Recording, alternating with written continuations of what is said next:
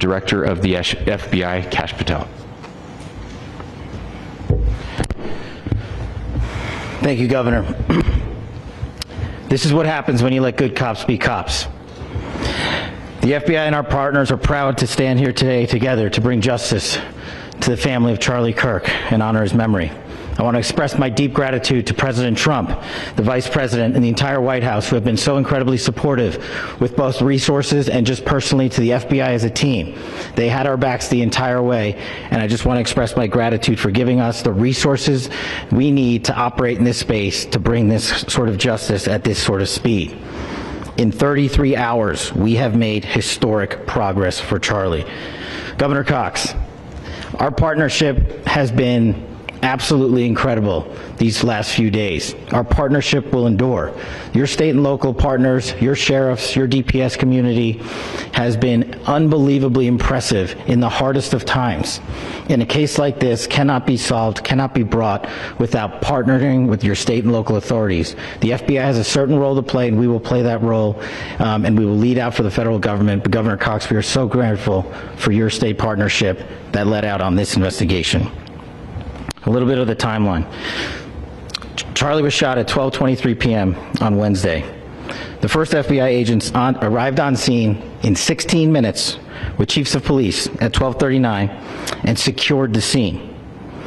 The FBI immediately launched fixed-wing assets. We utilized these assets to transport personnel, specialty technicians, hostage rescue teams.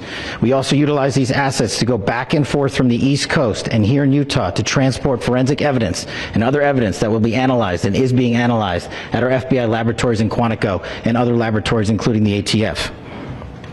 At my direction, the FBI released the first set of FBI photos of the suspect at 10 a.m. local time on 9/11. Then, shortly thereafter, the FBI reward of $100,000 was released at 10:45 a.m. local. Myself and Deputy Director Bongino arrived on the scene at approximately 5:30 p.m. on 9/11. The governor led a press conference last night at approximately 8 p.m. where, at my direction, the FBI released a never-before-seen video of the suspect. We also released new images to the public of the suspect. And just last night, the suspect was taken into custody at 10 p.m. local time. In less than 36 hours, 33 to be precise, thanks to the full weight of the federal government and leading out with the partners here in the state of Utah and Governor Cox, the suspect was apprehended in a historic time period. And I want to highlight what Governor Cox said. This would not have been possible without you, the media, and you, the public.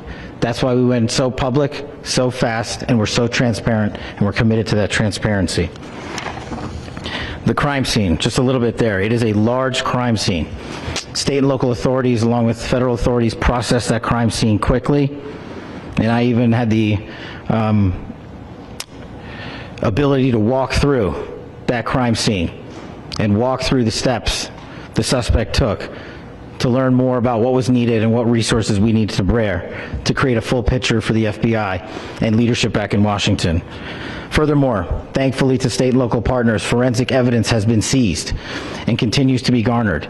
Forensic evidence has already been evaluated at FBI laboratories in Quantico and state and local authorities here. We will continue to process evidence as we see it, as we collect it, and we will continue to deliver to Governor Cox and his team.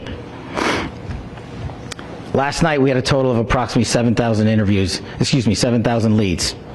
As of this morning, thanks to your great work, we have over 11,000 leads that were called in to the FBI.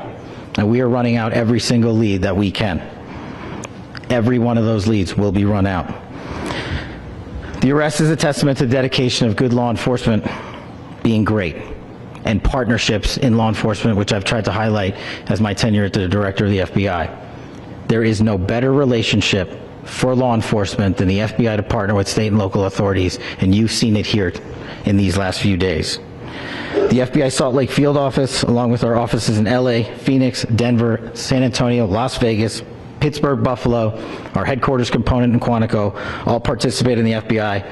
I want to express my deep gratitude to the employees of the FBI, the men and women, the evidence response team tacticians, the special operators, the agents, the support staff, You have done monumental work in historic time when the public, who had a right to demand such an expeditious solving of an investigation, the FBI answered that call diligently, critically important to our nation, and we delivered. And I'm proud to be their leader, and I'm proud to be the director of the FBI.